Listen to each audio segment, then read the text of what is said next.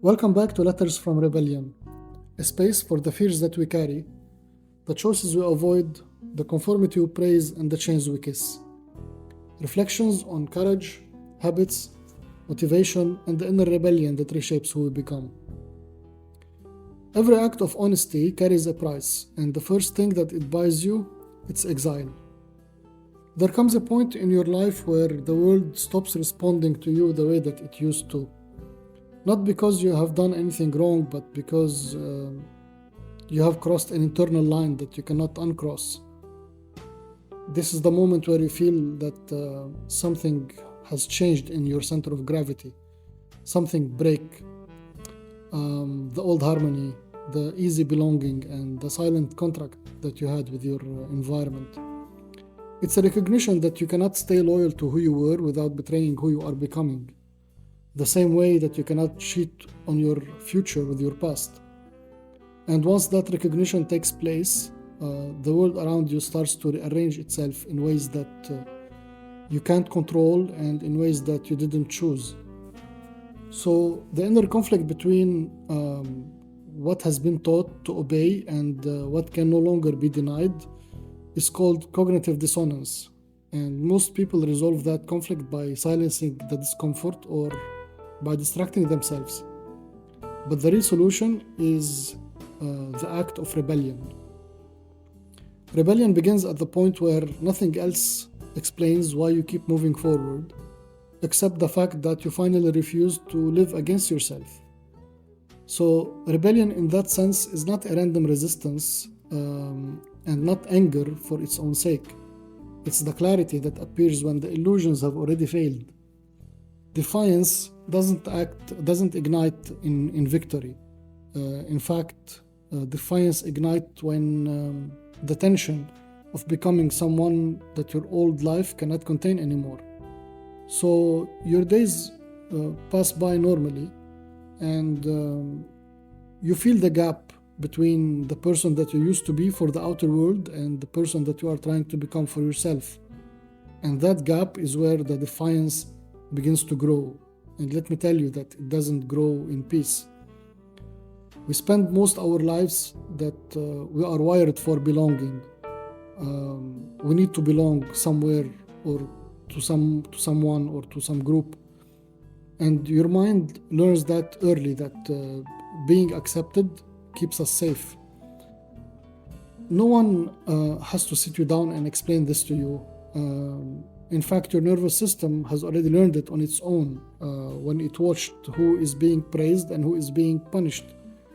So it drew a simple conclusion that staying close to the center, you'll always be fine. So when you begin to move away from that center, even by one step, your whole system panics. And it would be easy to slip back because all you need is one apology that you do not mean, or one laughter that you do not feel. And on one side, the body remembers that exile is dangerous. On the other side, your mind remembers the cost of obedience. So you stand between these two forces, fully aware that whatever you choose will leave a mark. Whatever you choose, there is a price that you have to pay. And you are losing something. You are losing a version of yourself. You are losing the illusion that you could live awake and aware and still keep every connection. You're losing the fantasy that growth can happen without friction. So the mind tries to negotiate with you by offering you a deal. Going back and all this tension will disappear. But the brain is not the enemy here. The brain is just afraid. It knows how painful exile can feel. So your nervous system still carries an ancient knowledge that being alone means that you're unsafe. So you start to overcompensate. You silence parts of you that want to speak, or you give up dreams, you give up ideas, and you call that maturity. And yet, remember, every time that you make that trade, a small piece inside you vanishes. Then comes the day where the distance is too wide to ignore. So you hear yourself tell a story that you have told 100 times, and halfway through you realize that you do not recognize the person in it. and there's just that hollow echo where connection should be. It's the mind finally refusing to reward you for playing dead. It's the first clear sign that the price of belonging has climbed way more than you can pay.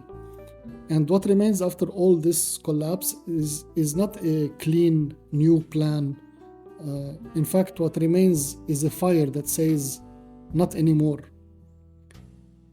That is the moment where Defiance stops being an idea and starts becoming an operating system. When the false layers burn off, life starts to feel thinner, quieter, less crowded. But inside that quiet, purpose takes shape. Not as a calling, but as a set of choices that you keep making once fear of exclusion stops deciding for you. Rebellion is the forge that makes that clarity possible. Rebellion reshapes motivation, and approvals from the outer world stops being the compass. And the work matters because it's true,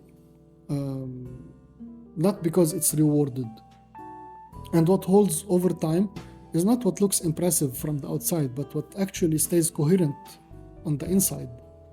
And you begin to test small acts. You answer honestly when someone asks you how you feel about a decision. Or maybe you could push back gently some patterns that no longer fits you. Or you allow your facial expression to align with your emotions instead of masking it. And at some point you face a deeper question, one that leaves no room to hide. What is the point of belonging if you have to vanish in order to keep it? Let me tell you that there's no clever way around this question. There's only a slow, painful sorting. So you start to sort which bonds were built on your compliance. You begin to see where your silence was the glue to keep everything together.